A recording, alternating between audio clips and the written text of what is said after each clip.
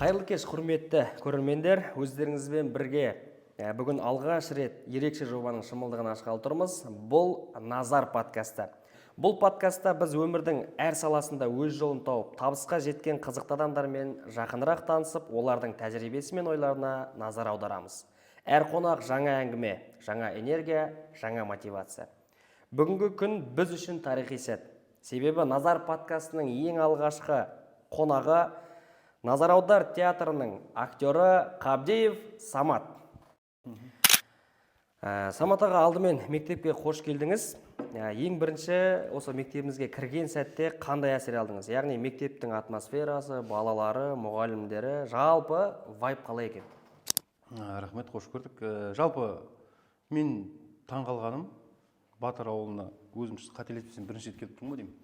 Себебі бұрын соңды есімде жоқ екен. Өте қатты таңғалдым мен. Себебі бұндай бір ауылда осындай үлкен екі мектептің бар екені. Бірінші мен сол таңғалдым. Екіншіден, бұл мектеп қызығасың ғой. Бұл мектеп біздің кезімізде болса да бір енді қатты оқып кетер едім деп айта алмаймын. Бірақ сырт көзбен қарасаң, бұл мектеп оқушыларға келде оқы деп тұрған мектеп қой. Барлық жағдай жасалған. Әлі жасалып жатыр. Керемет, өз оқушы кезіңіз мектеп кірген кезде есіңізге түсті ме? Қазіргі мектеппен сіз оқыған мектептің айырмашылықтары қандай енді? Енді екі мектептің айырмашылығы екі этап қой. Ол басқа, қазір басқа. Мен мектеп бітіргеніме уже 16 жыл болып қалыпты. 16 жыл болып қалды неме. Соның өзінде 15 жыл болыпты, қателесіп өтірік айтып отырмын. 15 жыл болыпты. Оның өзі енді бір жылдың әрісіне берісіне қазақтар қосып айтамыз ғой. 15 жыл болыпты, 15 жылдың ішінде енді біраз нәрсе өзгерді ғой елімізде, Аллаға шүкір. Бұл мектеп мен оқыған университетімнен әдемі деп айтсам, сол кездегі артық емес шығар. Қазіргі университеттер қалай екенін білмеймін. Біздің кезімізде мынандай мектеп оқымақ түгіл, мектептің ауласына өтудің өзі бір үлкен мәртебе болды ғой. Мектепке ең күшті нәрсе, мектепке кіріп келген уақытта сол бала кезіндегі сол иіс келеді ғой мектепке. Кез келген мектепте бар, оны білмеймін, адамдар байқамай ма. Мектепке кіргенде барлық мектепте асхана бірінші этажда ғой деймін, қателеспесем. Кіргенде бір пирожкидің иісі шығып жатады ғой. Алыстан ол қатты мектептің иісін алып та тұрмайды. Үстіңе сіңіп те қалмайды. Бірақ ана иіс бір алыстан келіп тұрғанда, сол мектеп кезіндегі уақыттар еске түсіп кетеді мен үшін сол. Себебі асханада пирожки көп жейтін.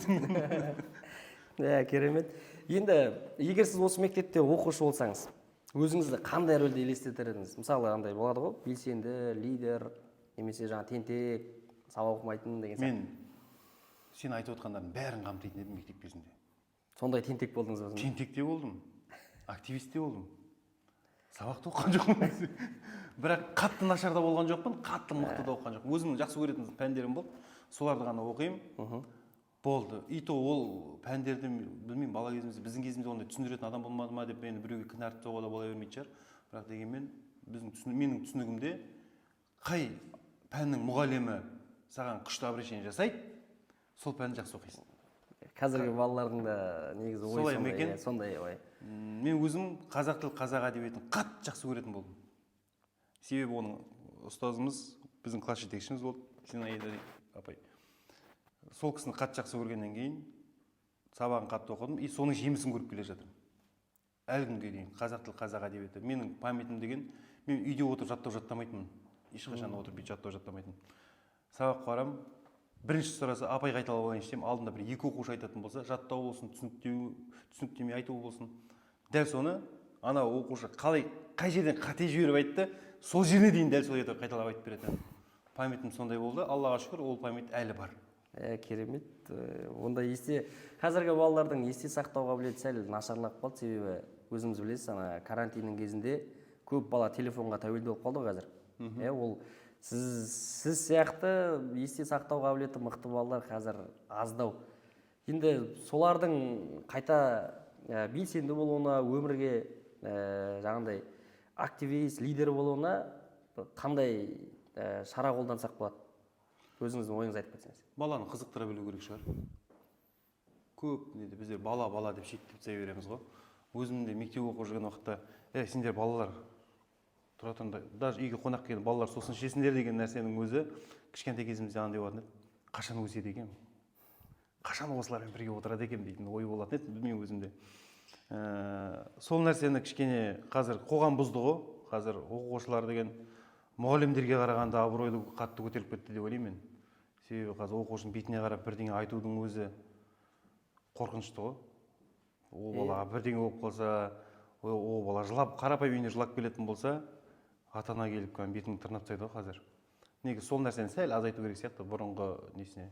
Мұғалім мәртебесін қайтару керек дейсіз. Бұрын қандай болды? Бұрын мұғалімнің мәртебесі күшті болды. Мұғалімнің мәртебесі күшті болып, үйге сабақ оқып отырған уақытта, шулап отырған уақытта апай қолына бор ұстап тұра ма, магнит ұстап тұра ма, бұрылады лақтырады ғой.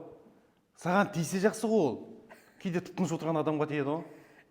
Бірақ оған ешкім одан жаман болған жоқ деп ойлаймын. Сол үшін де шығар қазір біздің поколениедегі мысалы 2000 жылғыға дейінгі жастардың көзқарасымен 2000-нан былай қарай мүлдем басқаша ғой. Сол кішкене ана детский травма деп біздер балаларға қатты внимание бөліп жүрген сияқтымыз. И сол үшін де кішкене белсенділік оларда да қатты артылып отпаған сияқты деп ойлаймын мен өзім. Бұрын мұғалімдердің абыройы мықты болды да, зарплата аз болды. Қазір мұғалімдердің зарплатын көтерді де, абыройын кішкене азайтып қойған сияқты мен сыртқы көзқараспен қарағанда. Негізі ұстаз, ол әрқашанда ұстаз болып қалу керек, өз биіктігінде қалу керек. Оған салыстыратын ешқандай теңеу жоқ қой. Ғалымда, шахтерда барлығы енді сол бір ұстаздың алдына өтеді ғой. Сондықтан барлық қазақстандық ұстаздарға айтарымыз, сәл шыдаңыздар, сіздердің еңбектеріңіз бағалаймыз, әлі бағаланады. Өте керемет.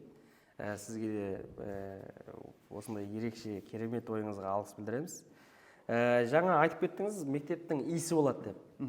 Әр мектепке кірген кезде сондай балалықты еске түсіретін иіс болады дегенсіз. Ал енді сіз өзіңіз біздің мектептің асханасына кіріп көрдіңіз бе? Бүгін кіріп, мен негізі білмейді екен мектептің асханаларында кәдімгідей кез келген қызметшілер. Мен ойладым тек мектептің асханаларында тек оқушылар ғана ішеді екен деп. Бүткіл мектепті аралап келе жатырмын. Осы Маңғыстау облысында осы 4-ші мектеп қой деймін, аралап келе жатқан. Бірінші рет тек осы мектептің асханасынан дәм тату бұйыртты, себебі қарным қатты ашып кетті де. Бірден тамашып қайтайық десем, қасында жігіттер айтады, осыны іше салайық та мектептен деді. Ол қалай болады десем, болады ғой дейді. Сосын асханаға кіріп жайлап сұрап едім, апай осылай тамақтансақ бола ма деп. Болады дейді, қуанып кеттім кәдімгідей. Сосын давай көрейік екен, балалар оқушылар не жеп жатыр көрейік деп. Сөйтсең, біраз үйдегі тамаққа қарағанда мықты. Тамақтар ұнады ғой деймін. Ұнады. Майлы да емес, не де емес. В общем, жаман жеген айтады дейді, оны айтпай қойын, бірақ дегенмен де осындай мүмкіндік беріп жатқан қазіргі елімізде осы мектеп ұжымына ерекше алғысымды айтқым келеді. Әр бала үйде мысалы әртүрлі жағдай болады ғой. Кейде таңертең ұйықтап жатқанда, үйдегілер ұйықтап жатып, тамақ ішпей шығып кетуі де мүмкін бала. Мүмкіндігі болатын болса, айтып, мына жақтан сатып алып ішуге болады екен. Өзімнің 2 қызым бар, біреуі мектеп оқиды. Сол кейде тамақ ішпей кеткенде уайымдап отырамын да. Келгенде бірақ тамақ ішпеймін, мектептен ішіп алдым дейді. Соны түсінбейтін едім. Енді вообще тамақ бермейін деп отырмын оларға дейді. Мектепте ішесіңдер деп. Жоқ, жақсы. Аллаға шүкір, өсім бар, тазалық бар. Ең бастысы тазалық қой. Мектептің тазалығы енді бұл енді новый мектеп, жаңа мектеп болғаннан кейін енді бұл жерде бұндай тазалық болмаса білмеймін, басқа мектептерде қандай болатын. Мен көңілімнен шықты. Өте қатты, кәдімгі 10-нан 10 дейді ғой, мысалы киноларды баға береді, неше 10-нан 10 беремін деп. Тура сол сияқты асханаларыңызға 10-да 10 деген баға бердім мен өзім. Тамаша. Енді сіз ел алдында, көп халықтың алдында жүрген адамсыздар, жалпы өнер адамы, шығармашылықтың адамы сол көпшіліктен, әртүрлі жердегі қызықты оқиғалардан бір шабыт алады. Енді сіз біздің мектептен бір скетч ойлап кетуге шабыт келді ма? Негізі, осы жерден бір скетч алып кетейінші, осы жерден бір әзіл шығарып кетейінші деп, негізі ойлаған жерден шықпайды ғой. Ойламай, өзіңмен өзің бір шаршап отырған уақытта бір өздері келеді, бір екі адам, бір екі апай бір ұрысып кетіп бара жатқан уақытта ішіне қарап отырасың да, деп ойлап миыңа сақтап қоясың ғой. Жалпы, бірақ бұл мектепке келгенде шыны керек ондай так мынаны бүйтіп шығарып жүруге болады екен дейтін нәрсені әзірге кездесе қойған жоқ. Бірақ кездесетін шығар. Кездессін деп тілейміз бізде. Себебі енді әртүрлі қызықты жағдайлар бар ғой. Мектепте жаңағындай бала кезіңізде болған шығар.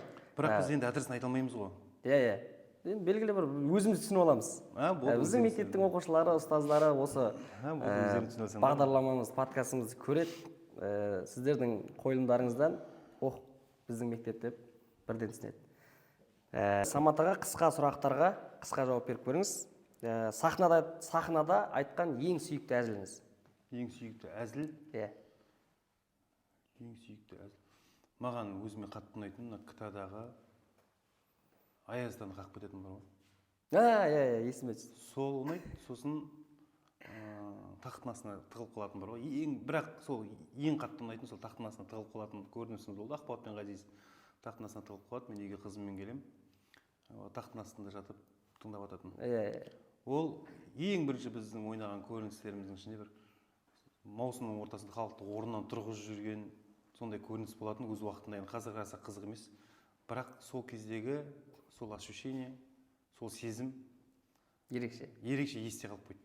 Бұл енді Назар аудармен ойнаған, қай баламен ойнаған болса да көріністер мен үшін өте ерекше. Көбіне Ақболат пен Ғазизбен ойнаған мүлдем басқаша. Ғазиз екеуміздің екі құда болып ойнайтынымыз бар, йогаға баратын, моншаға баратын. Әрқайсысының өзінің биіктігі әртүрлі. Сондықтан Назар аудармен ойнаған әр көрінісі мен үшін ерекше. Керемет. Жалпы Назар аудар театрының негізі жайдармандағы кездегі де, театр кездегі де әр әзілдері ерекше. Ой салатын да әзілдері керемет. Бүкіл халыққа ұнайды деп ойлаймын. Енді сіз жалпы театрда немесе жайдарманда, КТА-да кімнен шабыт алады едіңіз? Шабыт? Иә, шабытты кімнен аласыз? Команданың жігіттерінен аламыз ғой. Бір-бірімізді ала береміз біз. Біздер жайдарман тарихындағы алғашқы команда шығармыз. Студент кезімізде қалада барлығымыз өзіміздің туысқандарымыз үйіміз болсын, өзіміздің үйімізде болсын, қалада өзіміз үйіміз болса да барлығынан шығып, бәріміз бір квартира жалдап алып, бір үйде тұрып, бірге дайындалып, бірге өмір сүріп, бір нанды бөліп жедік деп толықтай айта аламыз. Себебі бізде бір үйде тұрғаннан кейін бізге бір нелер қатты ұнағаны, егер адам бірге жүретін болса, бірдей ойлана алады. Бірге кайфовать еткен адамдар, мысалы біреу кайфовать етіп жүріп, біреу қатты жұмыс істеп жүріп, біреу проблемамен жүретін болса, үшеуінің ойы үш түрлі, бір-бірін түсінбеуі мүмкін. Біздер сол нәрсені білмеймін, оны кім үйреткенін де, может, өзіміз соны түсініп қойдық па екен. Бір квартира тұрдық, бірге жүрдік, бірге тойға да шықтық, бірге КВН-де ойнадық, бірге қыдырдық. Ол кезде барлығымыз да бойдақ болдық. Барлық нәрсені бірге көргеннен кейін бірге ойланып, сосын біздер барлығымыз ауылдың балаларымыз. Бәріміз Назар аудан жетеуміз де жеті ауылдың баласымыз. Сондықтан барлығымыз қарапайым отбасынан шыққаннан кейін де басымыздан балалық шағымызда бірдей деңгейде өтті. Ата-аналарымыз да барлығы қарапайым жандар болғаннан кейін бір-бірімізді тез түсініп кетеміз. Жалпы бір вайптасыздар ғой. Бір вайптамыз. Бірақ Назар аудардың, мен айтайын, самый кәдімгідей бізге күшті настроение беріп, постоянно позитив беріп жүретін Асыл Ұлынбек қой. Ипман. Керемет сол. Кез келген жерде, мысалы, концерттен шаршап, ұйықтамай бір жол жүріп, бітіп келіп, гримеркаға келіп, енді бір демалайын деп жатсаң, ол сол кезде ашылады ғой. Сен ұйықтайын деп жатқанда, болады бір үйде қонақ бітіп, бір үйдегілер ұйықтайын жатқанда кішкентай балалар жүгіріп жүреді ғой ойнап. Сол сияқты ол энергиясы таусылмайды. Біздің командада ең үлкені де сол, және өзін ең жас сезінетін де сол. Ең көңілді, ешқашан ренжімейді ол. Оған қалай прикол істер ренжімейді ол. Ренжігенді көрмеппін. Керемет. Енді сіздің жасаған ең күлкілі қатеңіз? Ең күлкілі қате? Иә, ең күлкілі қателік болады ғой бір кейде. Өзіңде есіңе түсіп кеткен кезде, кез келген жерде жартылып күлетін. Бізде ондай өте көп, ол қайсысын айтсам екен, айтуға келетінін таба алмай отырмын.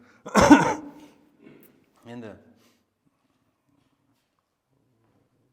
зеленый концерт деген болады, көбіне. Концертте бір материалыңды өзің тексеріп, уже сенімді болғаннан кейін, ол материалды өзің жалғып бастайсың, күнде бір нәрсені айтып жүргеннен кейін.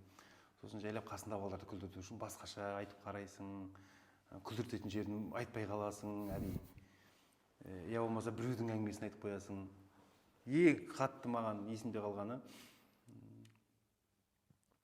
бір-біріміздің сөздерімізді сахнада біріміз айтып қойғанымыз бар. Ол кезде біздер аралас, ғалым, Данияр, Ақылбек. араластың жігіттері және Нұрболхан Шарапов. Ол өзіміз гастрольге шығатын болдық. Ең бірінші 2012-13-тер ғой деймін, қателеспесем. Сол кезде оңтүстік жақта ғой деймін, қателеспесем. Бір концерттің алдында біздер Данияр екеуміз шығамыз, халықпен амандасамыз, сосын жігіттер бір-бірлеп келеді. Темасы былай болды. Біздер ертең бос жерден шығып, екінші рет концертке барайын деп жатырмыз, бірақ бізде адам көп. Ішінен тек таңдап қана адамдарды алып кетеміз. Кім сіздерді күлдіртіп жатыр, соларды алып кетеміз, күлдіртпейтіндерді қалдырып кетеміз сендерге деген сияқты бір әңгіме айтамыз да. Жігіттер келіп каждый күлдірту керек бір-бірлеп.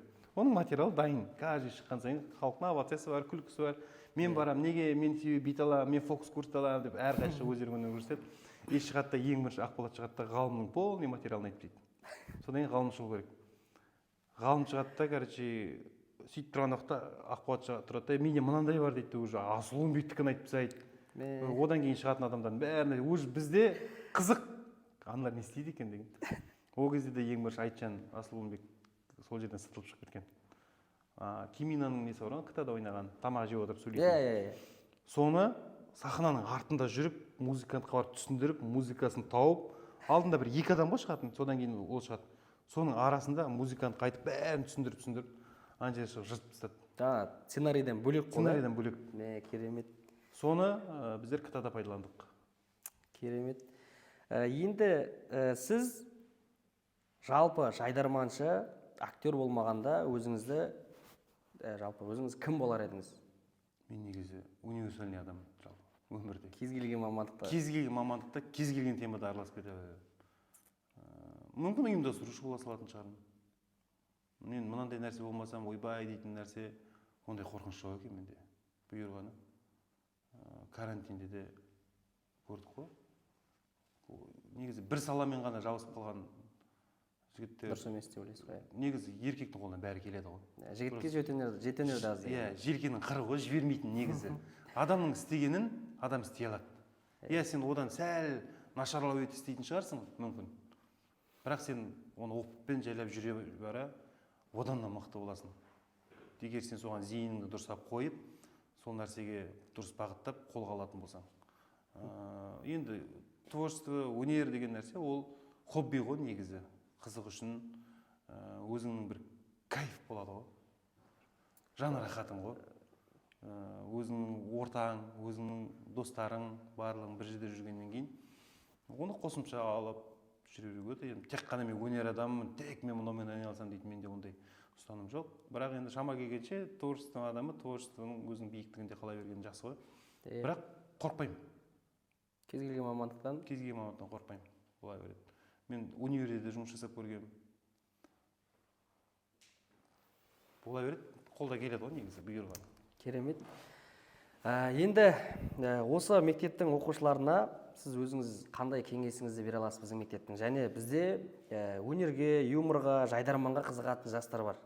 Облыстық сайыстардан орын алып келіп жүрген, шалғайдағы Батыр ауыл деп көбісі олай тани бермейді, бірақ Батыр ауылдың атын шығарып жүрген оқушыларымыз бар.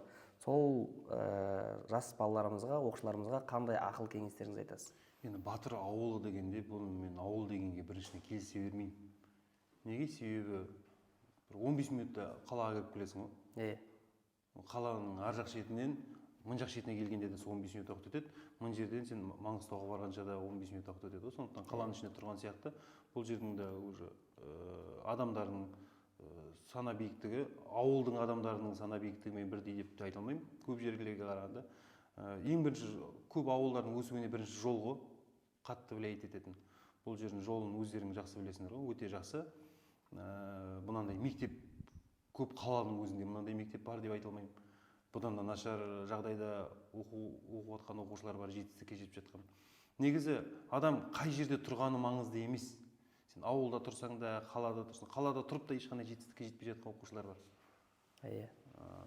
Сен ауылда тұрасың ба, қайда тұрасың, ең бастысы тұрған жеріңнің патриоты бола білу керек шығар. Өзің сол жерді жақсы көріп білу керек шығарсың. Жалпы енді мен тек Батырдың оқушыларына ғана емес, жалпы қазақтың оқушы балаларына айтар едім. Осы сәтті бағалай біліңіздер.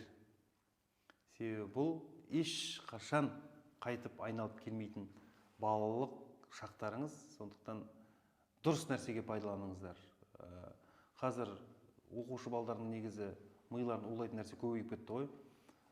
Құмар ойын, тағы басқа сияқты. Аулақ болыңыздар. Ең бастысы адам болыңыздар.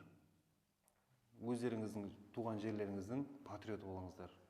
Өздеріңіздің мектептеріңіздің атын тек жақсы жағына шығарыңыздар.